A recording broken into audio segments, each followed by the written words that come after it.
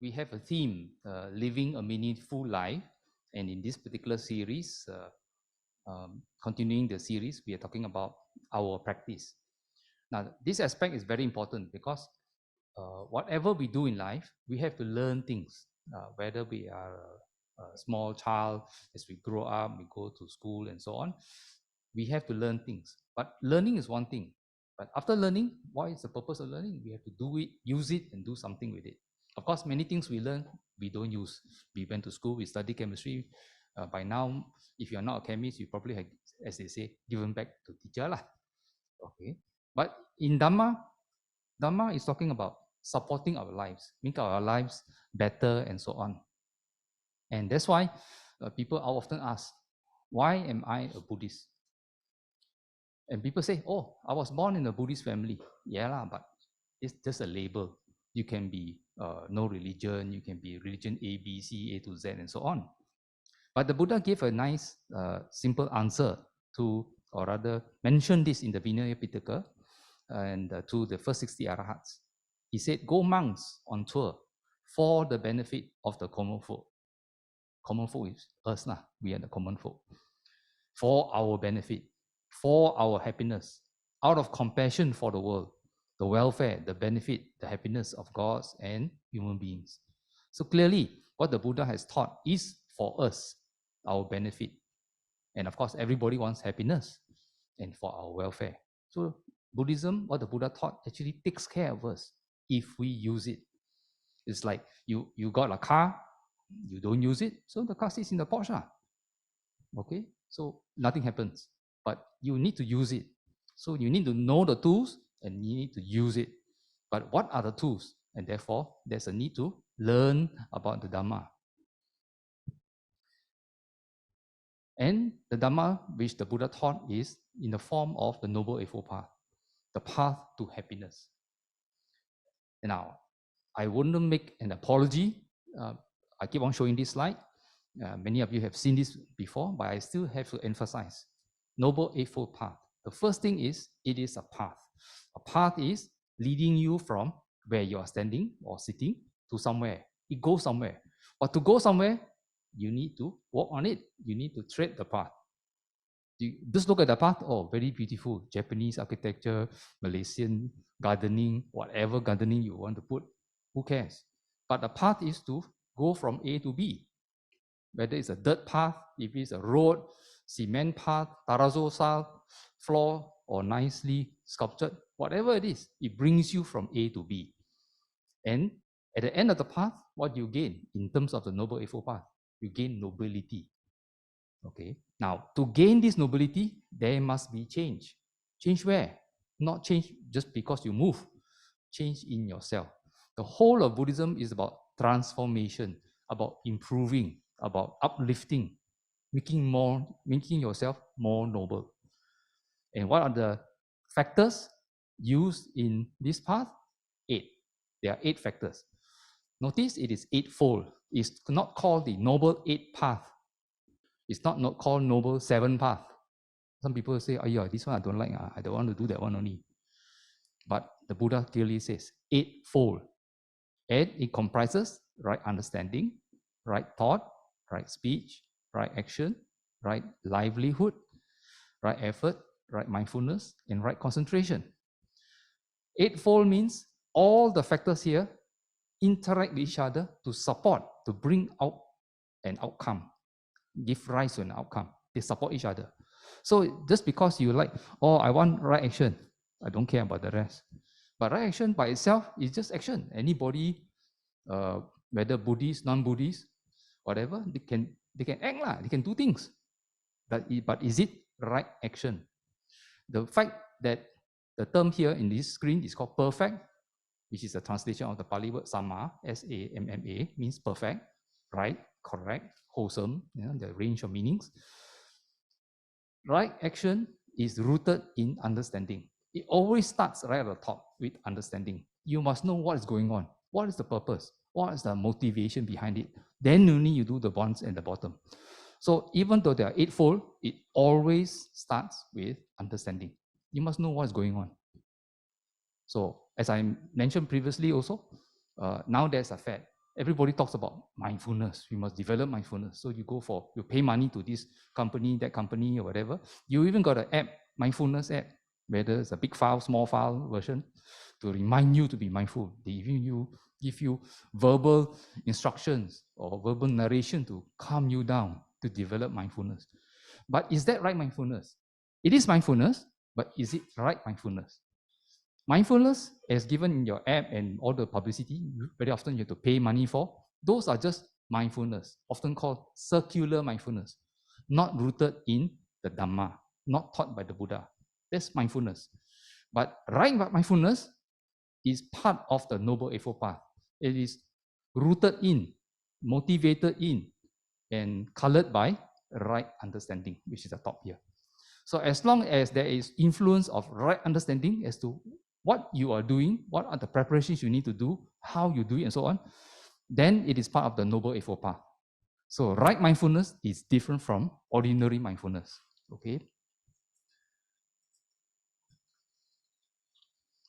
Now, as sister has kindly introduced, Mangala Sutta. The word Mangala means blessings.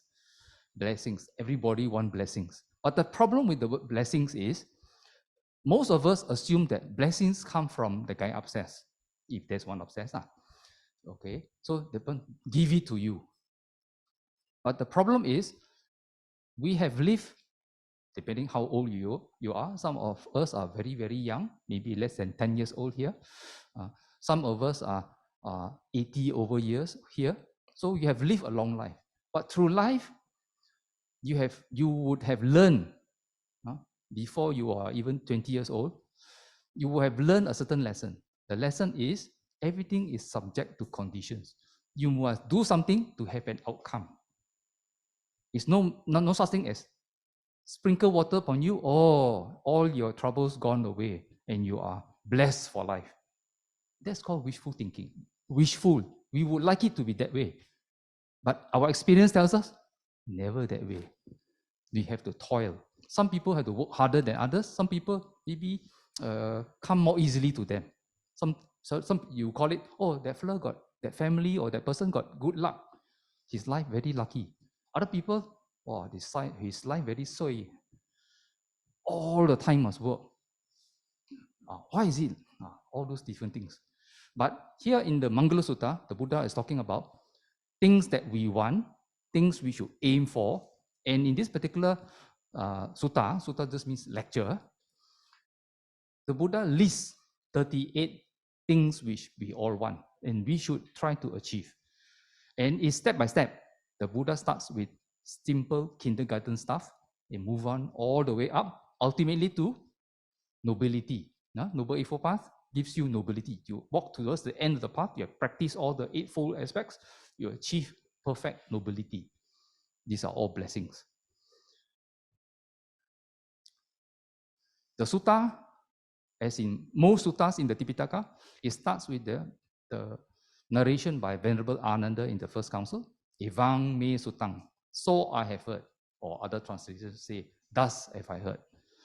At one time, the Buddha was staying near Savatthi, the capital of the Kosalan country, in Jeta's Grove, Anatta Pindika's monastery. And this picture, it shows the remnants of that particular monastery, Jetavana monastery.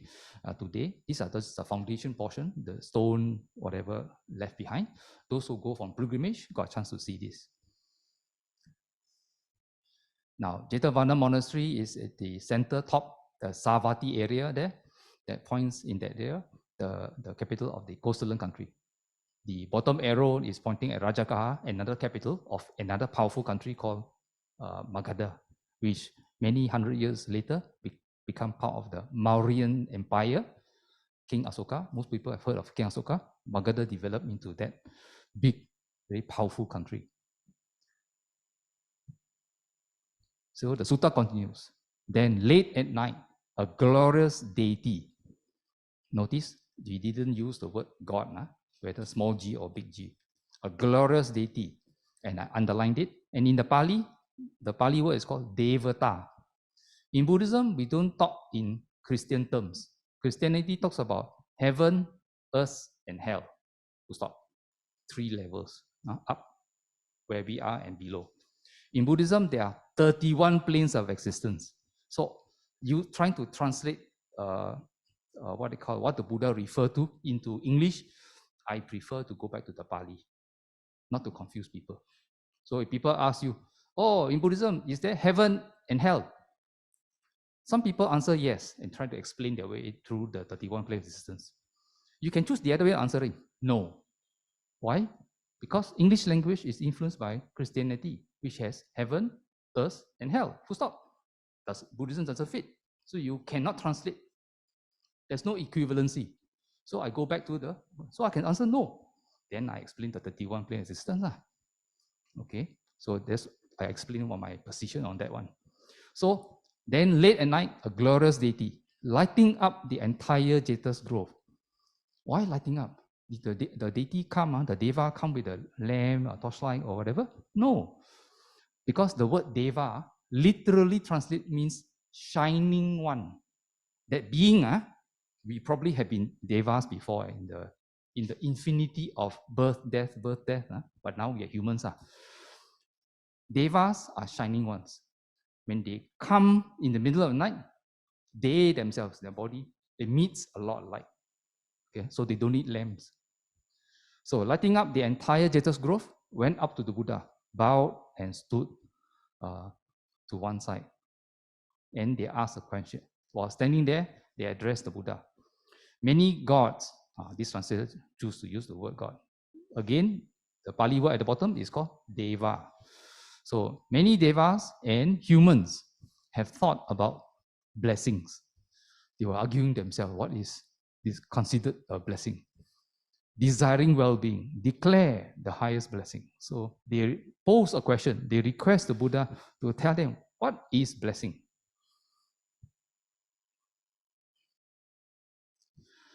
Now, earlier I mentioned Mangala means blessing. Dictionary also talks about auspicious or prosperous situations. Most of us call it luck. Some people use the word fate. Fate is determined, written down by somebody. But in Buddhism, we don't subscribe to the idea of your future written down by somebody. Lucky, good omen. Ho si, very ong. Some people like the word. Usually Chinese New Year, very red. So today, the past few sessions, we talk about some aspects of, out of the 38, we selected certain range or groups of blessings we taught and what you need to understand and so on. So today, we emphasize more on practice. When we learn something, you need to put it into practice. Why? You put it into practice, only then you got benefit. You got a car, you don't drive. You don't use the car. Practice is using lah. You don't use it, the car cannot function. It cannot bring you from A to B. Okay? Otherwise, you got car, so what? You have to call taxi or Grab or whatever to transport you from A to B. But you got a car, so make use of it. So Dhamma is to be made use of, to uplift you, to make yourself more noble. There are many verses. Here I emphasize a certain range. Number 5, having made merit in the past. And number 6, being rightly resolved in oneself. What does that mean? Okay, the following slides will give you some ideas. Now, here, the issue with Mangala Sutta is, it is a lecture that lists out. It doesn't give explanation, elaboration, and so on. It just lists out 38. But what are each one, what does it mean? So for that, I have to go somewhere else, go to another lecture given by the Buddha, and there are many, many lectures by the Buddha, select and try to understand from those lectures on that topic that what perspective does it mean. So in the Punya Keriya Vatu Sutta, don't be frightened by the long, strange foreign word, the Pali word. Pali has a way of conjugating words. So there are actually many words, Punya is one, Kiriya is one, Vatu. So there are 3 words joined to one. Wow, so long. Okay, Punya Keriya Vatu Sutta. What does the sutta name mean? Grounds for making merit. That's what it means. Okay, and the key word here is punya. Pu, the N is a little twiddle on the top, so it's a sound. Nya. punya means merit. So here the sutta says, extract from the sutta says, monks, there are these 3 grounds for making merit.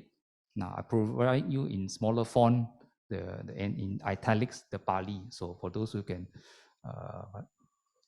I'm slowly changing a lot of my slides from just mere English to include the Pali so that I can better appreciate the translation and understanding of the checking the English translation also lah, because sometimes the translator use funny words which I don't subscribe to. So there are these 3 grounds for making merit. What 3? Giving, ethical conduct, and meditation. Most of us will be familiar with the Pali words dana, sila, and bhavana. So you're wondering where did dana, sila, bhavana come from? Which sutta? This sutta is one. Probably not the only one. Probably many other suttas also mention this. These are the 3 grounds for making merit. The Buddha spoke this matter. On this, it is said, they will put a ... because towards the ending portion of today's sharing, I will continue on this sutta. But the key thing I want to impress upon you, the points, is dana, sila, bhavana. Giving. Dana means giving, the act to develop generosity. Sila, ethical conduct, moral training. And meditation, cultivating your mind.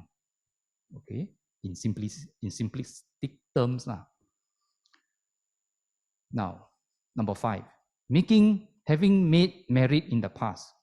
In the Dhammapada verse number 16, the Buddha says, the doer of good rejoices here and hereafter. He rejoices in both the worlds.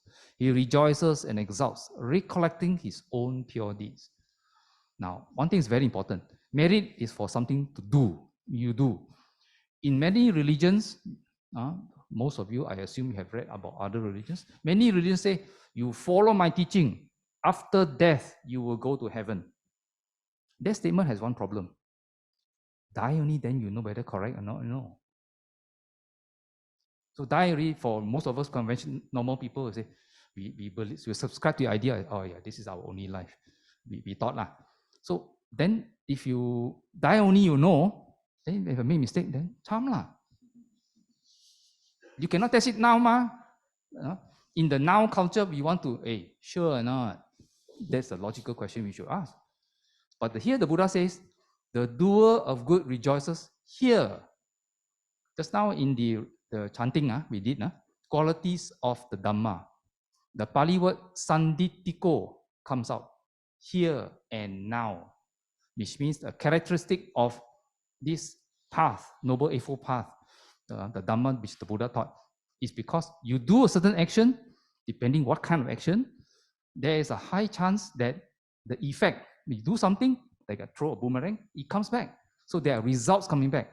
The result can come back in this life. You don't have to wait to die, then only you know or don't know, probably too late already. So you can test, you can experiment with what the Buddha taught. That's the key thing. Please do experiment. Okay, you try out, it works, try more. Or when you try and it works, what happens? Your faith, your confidence in what the Buddha taught grows, becomes more and more. The more you test, it becomes successful, you want to do more, you want to learn more, because Buddha teaching not for you to be sui ma, it's for your benefit, for your happiness. So you do more, you become happier. Okay? So the doer of good rejoices here. So you do a lot of merit, you enjoy yourself, you have more pleasant experiences in this life. Not only that, if you do a lot, sometimes in the balance of this life, not enough time to make you have pleasant life, So the extra energy you have done spills over into the next life. So hereafter. Hereafter, it doesn't mean the immediate next life, It can be very far in the future because you've been doing a lot of wholesome things. Even next life also, still not enough time for you to use up that good energy you've been doing now. So it spills over and over and over. And that draws to another aspect. Some of you think that, where got such thing? What is Ananda for talking? This is our only life. Die lah, no more already, ma. You cremate, you bury, that's it. Where got afterlife? Well, to today is not a time whereby I talk about, provide evidence about rebirth and all that. I've given that in some of my other sharings. But basically, in those kind of sharings, I have taken examples from, not from Asian country, not from India, where Asian country, where in our culture, we sort of believe in the afterlife and rebirth and all these kind of things. I took examples from Orang Putih. They are Christians. Christian means die already, either go up or go down. That's their. So you mentioned to them born again and again, they will scold you. They say, what rubbish are you talking? So I took examples from there. Why? Because many documented cases today exist, which have been investigated by academics. They really use like the detective investigation. They interview the person and counter check, So there are cases where somebody say, oh, under hypnosis, the person was able to recall, I was born in this country. One classic case I remember was, the person was born where? In Ireland. Then born, and the person can say, oh, my address is this. When I was there, I was born, I was this name. This investigator actually went to the country and find, But the first hurdle he encountered is, the address currently does not exist. Then he wanted, hey, maybe my patient remember wrongly. But he went to the town council and checked. Oh, then the town council checked the ancient map of the city where the person stayed. Oh, actually, there is this road, this house actually existed. But don't know what year they redrew, town planning, they redrew, and the road no more exists. The road goes somewhere else already, and they changed the name. So if you check today, don't have. But you check the old town planning, got. They check the birth and death register, this person existed. To that extent, this is one funny case coming from a community that does not believe in rebirth. There are many, many such cases. So that is providing empirical proof that we have existed before. Okay. And if that is a possibility, how is another story lah. We are likely to exist in the future. As what? Don't know lah. But the doer of good rejoices here and hereafter. He rejoices in both the worlds. He rejoices and exalts, recollecting his own pure deeds. You think about it. If you have done some wholesome deed like giving, helping, like the classic example, they say, help an old lady cross the road, these kind of examples, good things. Now the Hamana got opportunities for you to do all that. Now, if you do it mindfully, the keyword is mindfully. Just don't simply do it. You do good things mindfully, whatever it is. At the end of the day, you think back, what are the things I did? What are the good things I did? Try this experiment. 1 week later, after you did that thing, you try to think back of that incident, that good thing. Surprisingly, if you do it mindfully, mindfulness increases your memory. You will be able to remember that incident. Okay. You may even be able to remember on which road, at what time, on which day, if your memory is that good. And the key thing is, you feel happy even 1 week later. I remember I did one particular wholesome deed in the Brickfields Mahavihara after a Dhamma talk by a late chief. I did a wholesome thing. That was like 20, 30 years ago. Until today, I can still remember exactly where I was sitting. When I recollect that, I feel happy.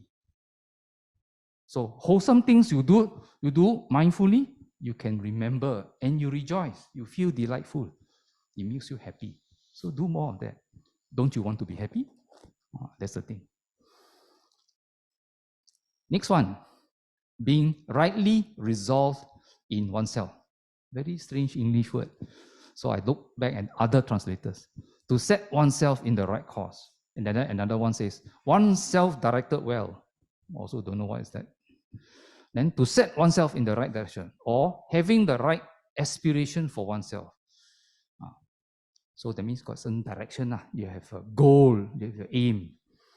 Now, this yellow box stuff is actually commentary from a certain learned Buddhist worker.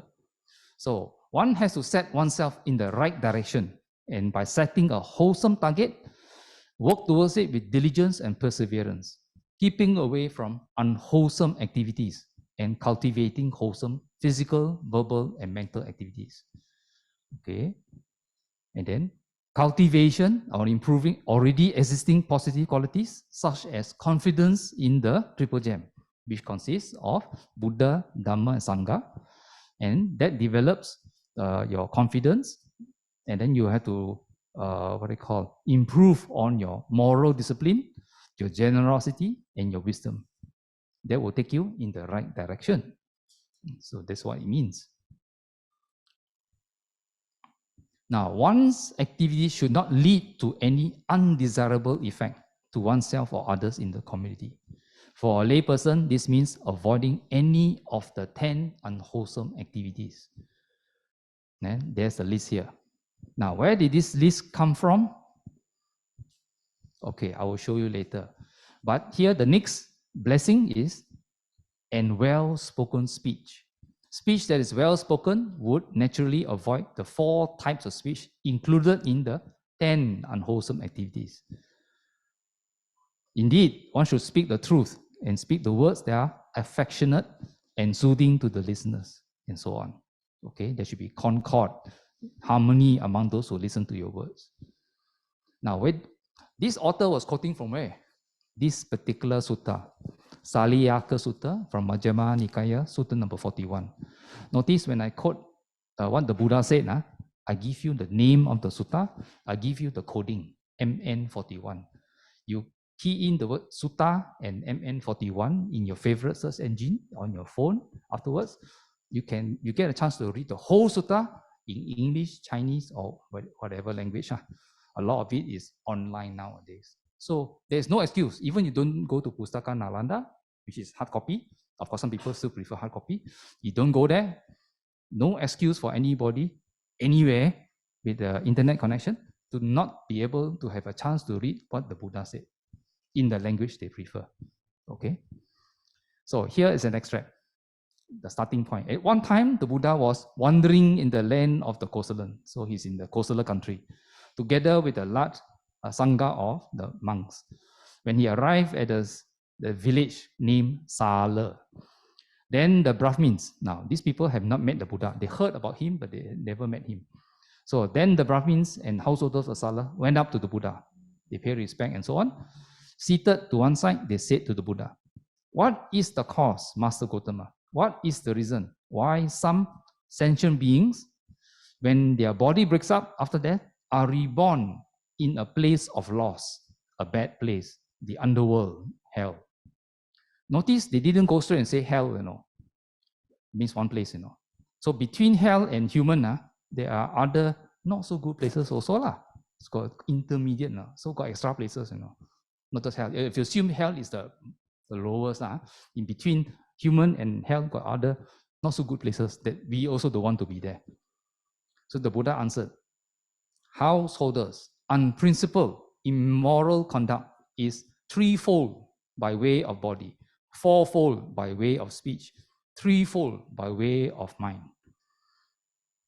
I summarize this in this one page. Actions that are not in accordance with Dhamma, unrighteous conduct. Now, a lot of people use the word Dhamma. Dhamma can be a confusing term for when you talk to people of other religions.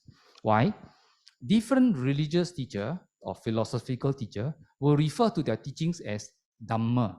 Dhamma in that sense means the teachings of so and so. So this is actually referring to the Dhamma of the Buddha, means Buddha Dhamma. If it's Dhamma by Ananda Fong, there's Ananda Fong Dhamma, they're different, the teachings of so and so. Okay, so Dhamma doesn't mean is everything, It means referring to a teacher. So, but in this particular sentence, not in accordance with Dhamma, is not referring to the Buddha Dhamma. In this case, the Buddha is talking about Dhamma as in referring to the natural laws of the universe. Okay, there are certain things that happen. If you do certain actions, certain reactions will occur. So not in accordance with the natural laws of the universe, unrighteous conduct, which comprises of 3 kinds of bodily conduct, 4 kinds of verbal conduct, and 3 kinds of mental conduct. They consist of most of you have just now recited the 5 precepts and so on. Killer of living beings is murderers. There's unrighteous conduct. Taker of what is not given, or stealing. Misconduct in sexual desires. That is the first 3 of the precepts which we have in the 5 precepts. In the 5 precepts, we have one more in speech. It is called speaks falsehood. Okay, that's number 4 in the 5 precepts list. So 4 already mentioned. But here, in this particular sutta, the Buddha elaborates on speech, expand, giving more factors. Talks about speaks maliciously. What does malicious mean? Malicious speech means anything you say that causes groups of people who are friendly to each other to split up, to argue among themselves. I don't want to friend you, I don't want to see you anymore. So the group disintegrates, no more. A group can be a kampong, it can be a company, it can be a country. The country can split. Now in the news, a lot of some of the Western countries, you want to vote, the country is a divided country, a disunited country now. In some of the current medias you can read about. Speaks harshly. A person who is gossiping. And with respect to the mental conduct, covetous. Wow, very high, big sounding English word. Basically just means extreme greed. You're so greedy, extreme, that you cannot wait. You want to, or the person drive a Lamborghini. Oh, I always wanted a Lamborghini. I just go there and take it from him lah. Throw the driver out, I take over the car and drive off lah. Today we call it carjacking lah. Okay, covetous, very extreme. You cannot wait. I just go there and take what is not yours. Has a mind of ill will, hatred, has wrong view. So all these 10 are listed in the Salayaka Sutta. Now, all suttas, the Buddha starts with the negative, not in accordance. The sutta actually continues with actions which are in accordance with Dhamma. Okay, I'll just tell you that. Please read the sutta. I will go on with today's sharing. Now, Mangala Sutta talks about giving. Now, earlier the Sutta Punya Kiriya Vatu talks about dana or giving. Here, the Mangala Sutta also talks. Dana, which is an aspect of generosity or charity to others with a genuine heart and intention, is a great blessing. Now, when some people give things, when you want to donate something, some people come to you, ask for help. You just give. Why? Actually, there's hatred. Why? You want to get rid of this person because you're uncomfortable in the presence of so and so. So you just give, you go away lah. That is not giving. Action is giving. The mind is not giving. Action is giving. Mind is, I don't like it. There's hatred in the mind. So, but here, dana means charity to others with a genuine heart and intention is a great blessing. It means you genuinely, before you give, you have what they call empathy for the person. You want to try to help as best as you can. You're not billionaire. You have finite resources. You try to help, and you still feel for the person, and you have loving kindness for the person. That's called proper giving. So it is the first of the 3 bases of making merit. That's why I mentioned that earlier. The other 2 being morality and meditation. And dana also appears is the first of the 10 perfections that an aspirant to enlightenment has to fulfill. Anyone who wants to attain enlightenment, arahat, especially a Sammasambuddha, become a Buddha himself, must practice and perfect all 10, the list of 10. The list of 10 starts with dana. It is also the first of the 10 meritorious acts. Okay, dana, sila, bhavana. Then you talk about serving and many others. That some of you have gone for courses, you are familiar with that. Now, in the Dana Sutta of the Anguttara Nikaya, the Buddha has described 3 factors in the donor that can enhance the quality of the act of giving. Donor should be glad before giving. Donor's mind should be glad and clear while giving.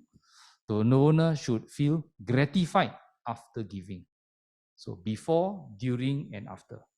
So never do a wholesome thing impulsively. Do think about it beforehand. What is offered by the donor may belong to one of the three groups, three kinds of giving.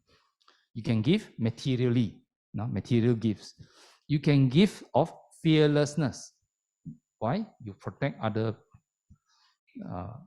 people, or you tell them, don't worry about me, I won't kill you. So by saying that I won't kill you, like practicing the first precept, panati pata, veramani, sikapadang samadhiyami, avoid the taking of life. You come to us, a living being, and you show that you have no intention of killing or hurting the living being.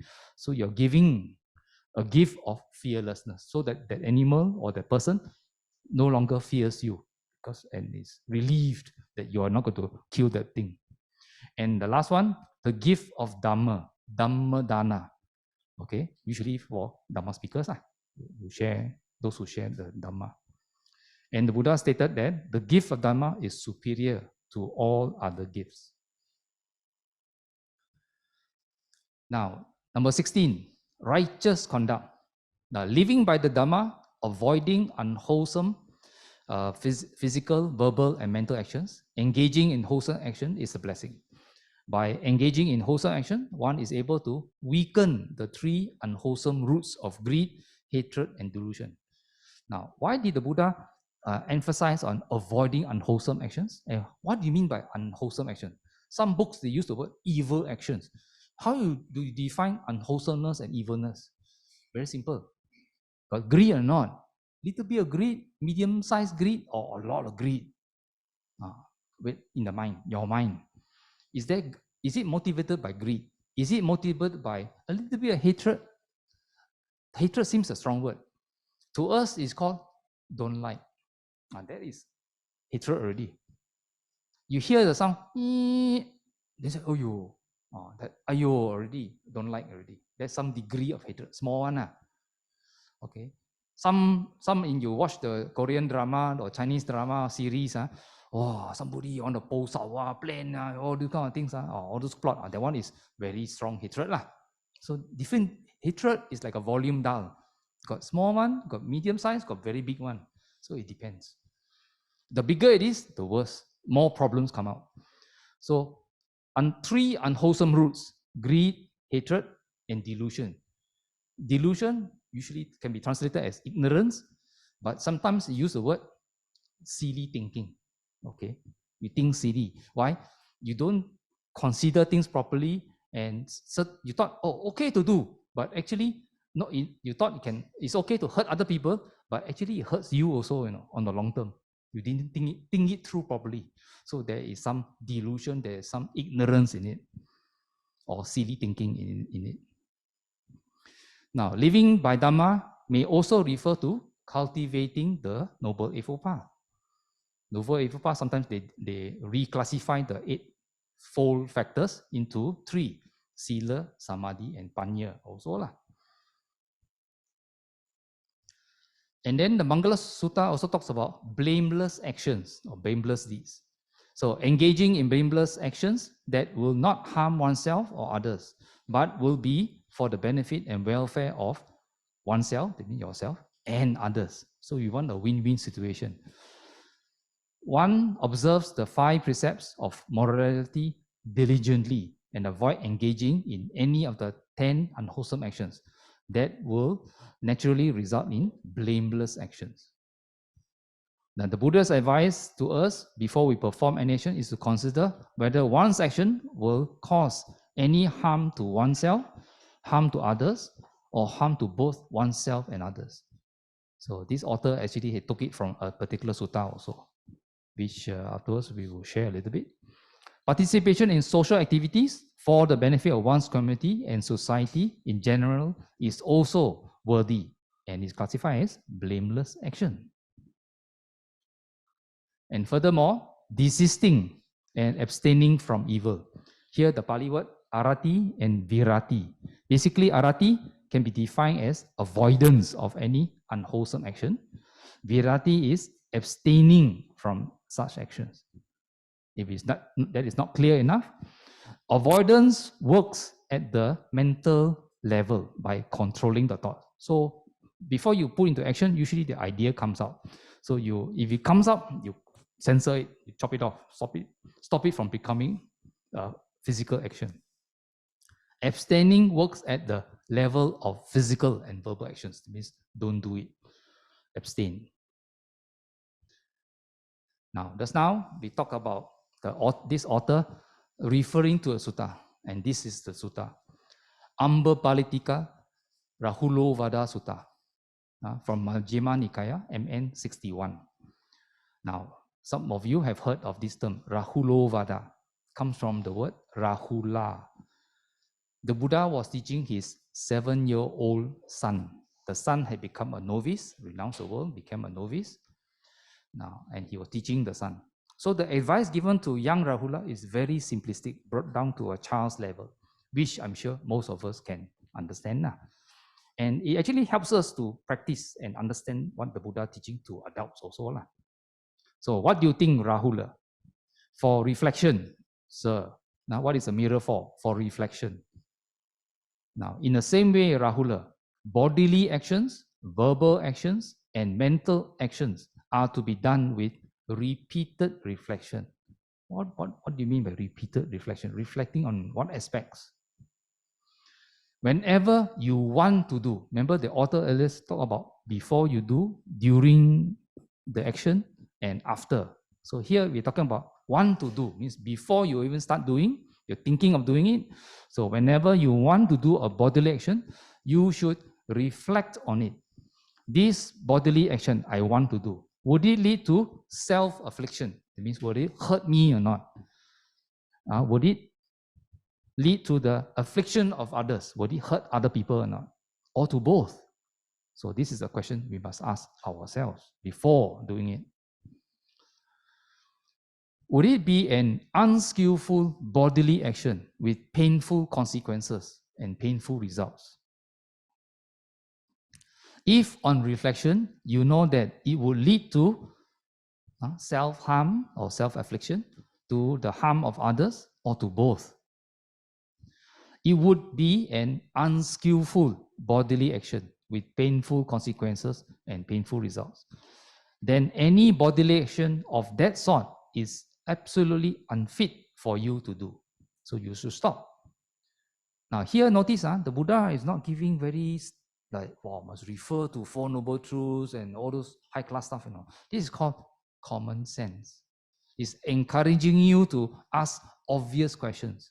And the answers are pretty obvious also. So for you to consider, after all, he's teaching a 7-year-old, which we, at our many years later, we should understand easily. Now, but if on reflection, you know that it would not cause affliction, it would be a skillful bodily action with pleasant consequences, pleasant results, then any bodily action of that sort is fit for you to do. Now, the Pali word reflection, translated at the bottom, having reflected, having considered, having reviewed, having contemplated. Or maybe I want to add, think through, consider, all that. So earlier was before you do. Now it's called while you are doing it. So while you're doing a bodily action, you should reflect on it. This bodily action I am doing, is it leading to self-hurt, the hurting of others, or both? Is it an unskillful bodily action with painful consequences, painful results? If on reflection, you know that it is leading to self-hurt, the hurting of others, or to both, you should give it up. But if on reflection, you know that it is not, you may continue with it, continue doing it. Now, the one before, while doing, now is called, you finish doing already. Having done a bodily action, you should reflect on it. This bodily action I have done, did it lead to self-hurt, hurting of others, or both? Was it an unskillful bodily action with painful consequences and painful results?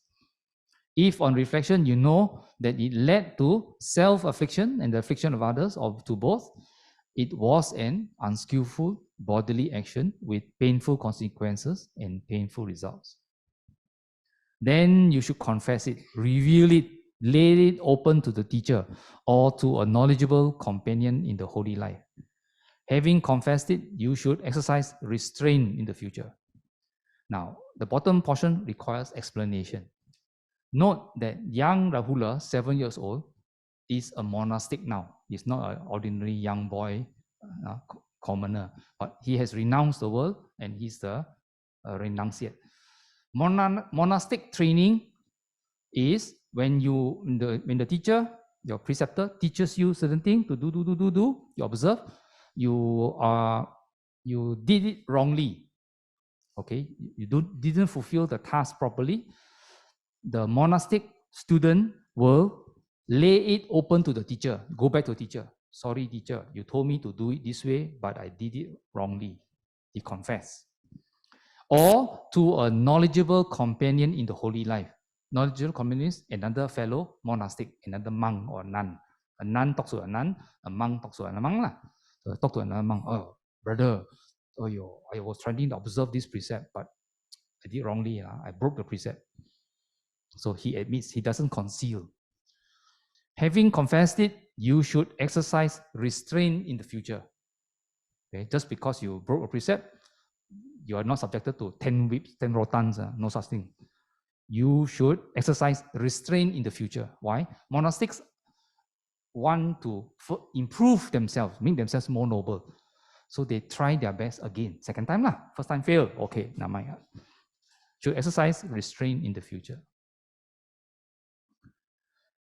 Now, if on reflection, you know that it did not lead to affliction, it was a skillful bodily action with pleasant consequences, pleasant results, then you should stay mentally refreshed and joyful, training day and night in skillful mental qualities.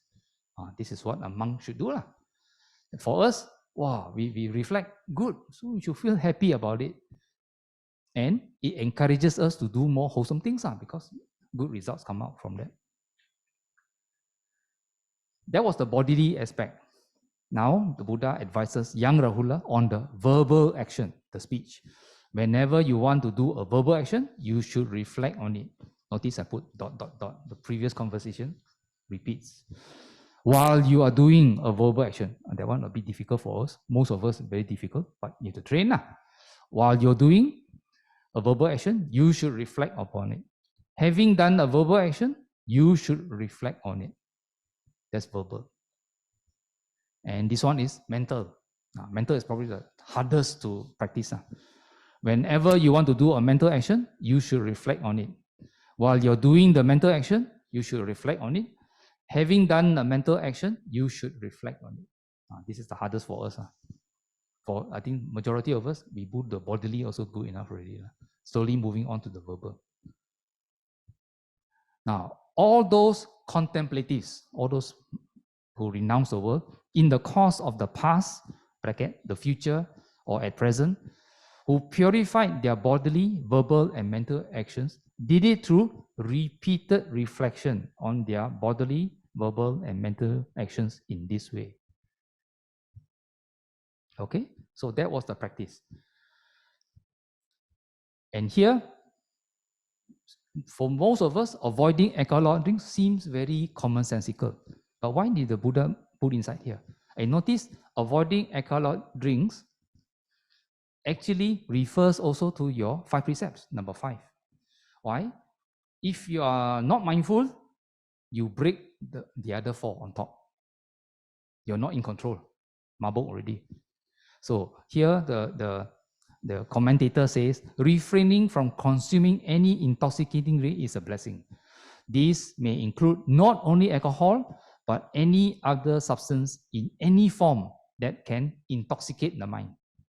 Alcohol and other intoxicants can cause disturbances in consciousness, senses, attention, perception, mental and physical self-control that lead to heedlessness. It means you are not in control of yourself.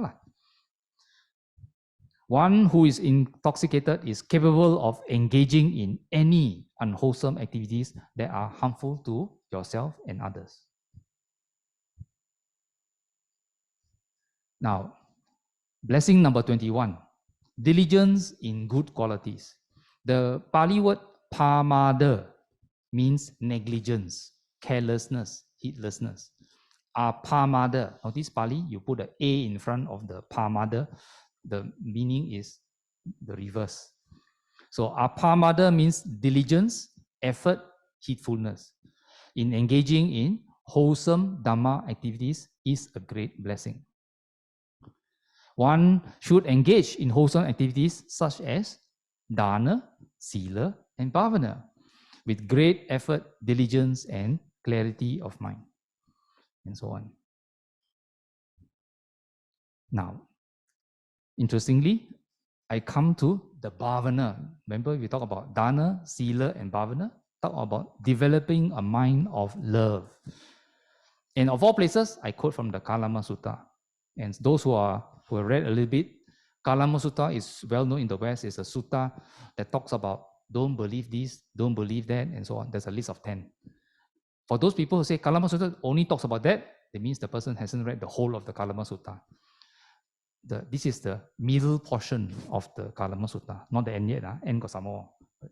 Here I quote the middle portion. Thus, devoid of greed, devoid of ill will, undiluted, alert, and resolute, this practitioner keeps pervading the first direction, which bracket here says the east. Why? At least from this example, India and all countries towards the east of India, the first direction is always the east, rising sun, east. Second direction, the second direction, third and fourth. Second direction is south. Third direction is west. Fourth is north. Okay. Only the Orang Putih is north, south, east, west. Notice? That means you know lah. With an awareness imbued with goodwill or metta. Imbued with, that means the Buddha is encouraging. And the Kalamas, first time meeting the Buddha is teaching Brahma Vihara meditation in the Kalama Sutta. So, radiate loving kindness or goodwill towards the eastern direction. Anybody, all living beings in the east, all living beings in the south, all living beings on the west, all living beings in the north. Thus, he keeps pervading above, below, all around, everywhere, and in every respect, the all-encompassing cosmos. That means go away from planet Earth also, with an awareness imbued with metta, abundant, expansive, immeasurable, free from hostility, free from ill will. Those who practice loving kindness meditation for many, many years, correctly and intensely, this picture is your side effect. You will naturally have a nice smile. Maybe not so big lah, at least like a Mona Lisa smile. Why? Over the years, if you've been doing this very well, because you feel good about yourself, you have always, and you do it so much so that it doesn't mean that only when you sit on your meditation cushion or whatever, then only you have metta. You do it so often that whatever thing you do in your waking hours and your office, go marketing and whatever, you are radiating maybe slightly low intensity loving kindness, and you have a smile. And one day you might notice people, strangers, you don't know who they are. They come up to you, they walk past you, they smile at you. You wonder why people smile at me? Why? Common courtesy, good manners is you smile to strangers, they will smile back at you, but you didn't purposely smile but you are doing loving kindness, So your facial expression slowly turned into a nice smile. People thought you were smiling, so they smile back at you. Then suddenly everybody around you are very happy with you. That's a good side effect, isn't it? You don't want people to look at you and say, wow, shroud, want to fight you. So you want people to smile at you, So there's a good effect here and now. Don't wait for you to die first. You get the effect now. So practice loving kindness.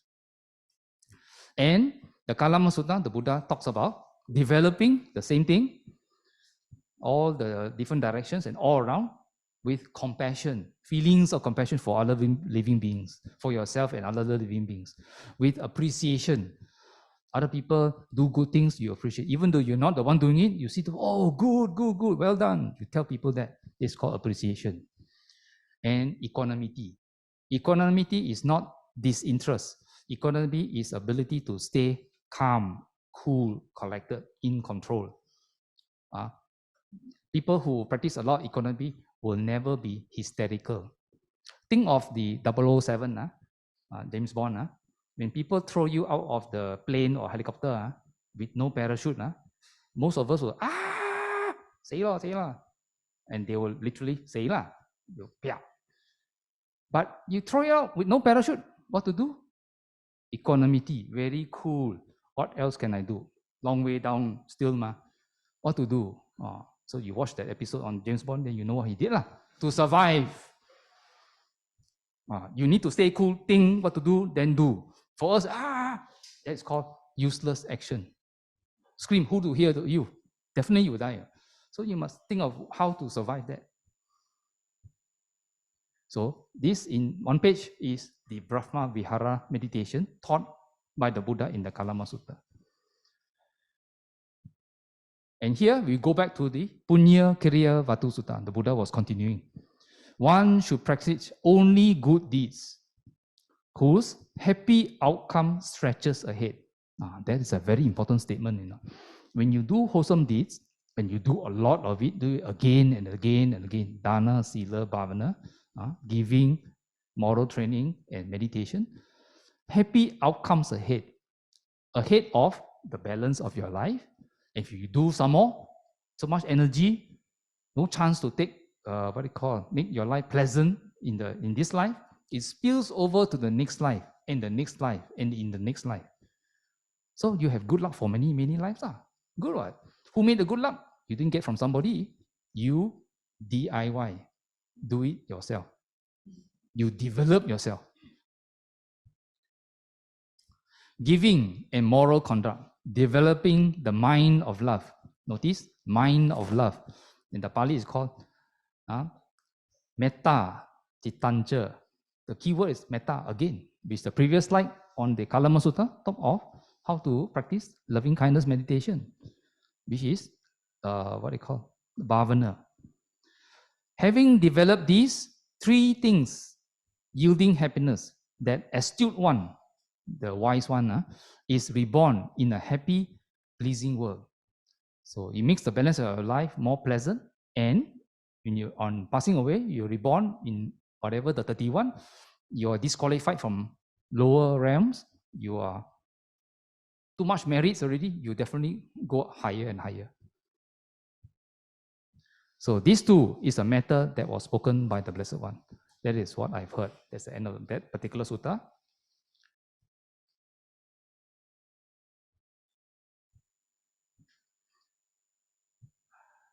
Now, the Pali word here from the Dhammapada verse number 18. Itta nandati, pecha nandati, papakari, ubayata nandati, papang me katanti nandati, biyo nandati sugating gato. The doer of good, the earlier one was rejoices. Here, the doer of good delights here in this life and delights hereafter. He delights in both the worlds. The thought, good have I done, delights him. And he delights even more when gone to realms of bliss. Notice in the whole of today's sharing, although I mentioned the Noble Eightfold Path, I didn't talk about attaining liberation or nibbana. Why? You're talking about encouraging you to practice, lay the foundations. The foundation is needed for you later on, if you decide, to attain liberation, nibbana. To attain that, you need merits, you need the foundation of dana, sila, bhavana. Without the foundation, walking or practicing the Noble Eightfold Path is very difficult. Why? Your silly actions, unskillful actions, created roadblocks on the path. You cannot proceed along the Noble Eightfold Path because you created the roadblocks. You make it difficult for yourself. So you need to remove those roadblocks by doing all these doer of good, I mean wholesome things of dana, sila, bhavana. Now, why did I come back to this page? The top portion and the top left portion you already saw. but the highlighted on the bottom right is very important. All this practice, our practice, we don't do it alone. We always do it amongst people, to people, with people, and so on. So the second blessing, the first blessing, not to fraternize with fools.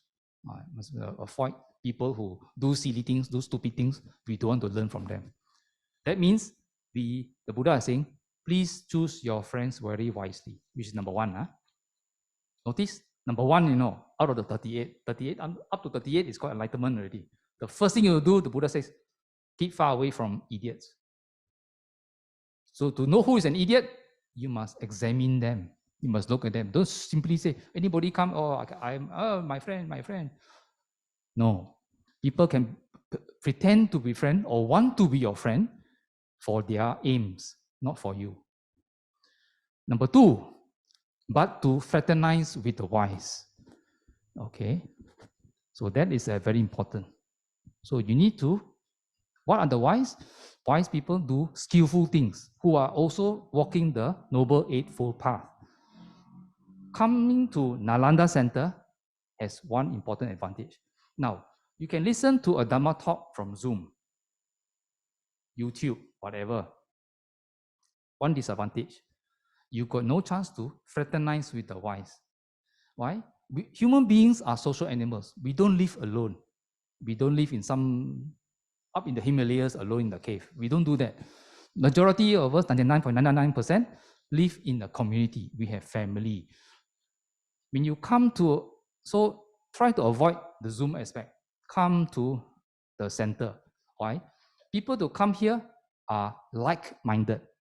People who are fools say, hey, Nalanda, wasting time lah. I rather go Genting and exercise my right arm. That was the old machine. Nowadays it's called press, and then all the fruits will jalan lah. Okay. But so Nalanda Center will not actually help you to knock out the gross fools. They will go somewhere, they go fishing, they go waste their time lah. It will narrow down the field. Those who want to be wise, who are already wise, will come to a Buddhist center. Nalanda is one of them. So a lot of people here will want to develop wiseness, and you got a chance to mix up with them. Okay, why? And when people you are wanting to practice the 5 precepts. The person next to you in the center also want to practice the 5 precepts. You help each other. Hey, how my house got cockroach? I don't want to kill them, but how to do? You can ask your fellow. Some of your people may have the solution without killing them. How to avoid. So you can exchange information and all that. You can learn how to practice the precepts and so on. Okay, and you got opportunities to do dana, sila, and bhavana in the Buddhist center. And you say, how to do bhavana? You can also ask your friends, and your friends will teach you. And you hear of upcoming opportunities to go for retreat. In fact, now there is a 10-day meditation retreat at Wisdom Park. Okay, those who have the time and all that, then go. Okay, if you don't have, okay, here also, just now before the session started, we have at least 10 minutes sitting, ogomo as I say. So, friends, community is critical. So in this particular sutta, Upada Sutta, half of the Holy Life, from the SN, Samyutta Nikaya, chapter 45, sutta number 2, Evang Me Sutang. At one time, the Buddha was staying in the land of the Sakyan. So the Buddha balik kampung to his the country where he come from, where they have a town named Townsville. Then Venerable Ananda went up to the Buddha, bowed, sat down to one side, and said to him, "Sir, good friends, companions, and associates are half the spiritual life." And the Buddha quickly corrected Venerable Ananda. "Not so, Ananda, not so. The whole of the spiritual life." It means good friends, companions, and associates are the whole of the spiritual life. Now, here, the Buddha Ananda was talking about fellow monks, because when you renounce the world, you stay in the monastery, or the monks, or another monastery is the nuns together. Here, Ananda thought, oh, this is only half of the spiritual life. But the Buddha says, good friends between monks and nuns, companions, associates, are the whole of the holy life. Which means you want to get enlightened, you need to be able to come together, help each other, work together, learn from each other, and so on. A mendicant with good friends, companions, and associates can expect to develop and cultivate the Noble Eightfold Path. And how does a mendicant with good friends develop and cultivate the Noble Eightfold Path? It's when the mendicant develops right view, which relies on seclusion, fading away, and cessation, and ripens as letting go. They then move on to develop right thought, right speech, right action, and the rest of the Noble Eightfold Path. That's how a mendicant with good friends develops and cultivates the Noble Eightfold Path. Now, there is for monastic community, What about for us, lay people? We also have good friends among each other, but the right friends, the wise friends. So, and here's another way to understand how good friends are the whole of the spiritual life. For by relying on me as a good friend, that means relying on the Buddha as a good friend, sentient beings who are liable to rebirth, old age, and death, to sorrow, lamentation, pain, sadness, and distress, are freed from all these things. This is another way to understand how good friends are the whole of the spiritual life. So, very hard to practice individually. We have to practice as a group together. We help each other. I didn't quote in this particular series, today's session. There was another sutta I came across when the Buddha was advising a young monk, just renounced, no experience. And since the Buddha goes from town to town, he's not always in one monastery. So difficult to catch him. But there are monks or nuns staying in that particular monastery. So the Buddha advised, you monk, he taught the basic things, Noble Eightfold Path. You need to do meditation. Go to look for a monk in your community who is expert in concentration meditation, samadhi. Okay, that means you can go into jhana, deep concentration. Go to that monk and request to learn from him how to do. And then you learn from him, you practice, and you become expert yourself in that samadhi. Then after that, you go to another monk who is expert in mindfulness meditation, satipatthana. Some people use the word vipassana, but actually satipatthana. Learn from that monk how to do and become an expert yourself. After that, with these two skills, go and do your work. And because you got the skills necessary to proceed with meditation to gain enlightenment already. In that sutta, indirectly, it says you need both concentration and mindfulness to be able to attain enlightenment. So that was advice to the monk. So that means within the community there, in that case was the monastic community. But in terms of lay people, we got people who are advanced, some people are middle level of practice, some are beginner. So you got all kinds of people, you can share experience or you can learn from them. You can ask questions and all these kind of things. So finding who are your wise friends is very important. So this Upada Sutta, basically the Buddha says, good friends are the whole of the spiritual life. So in this case, not just monastic, but even in the community setting.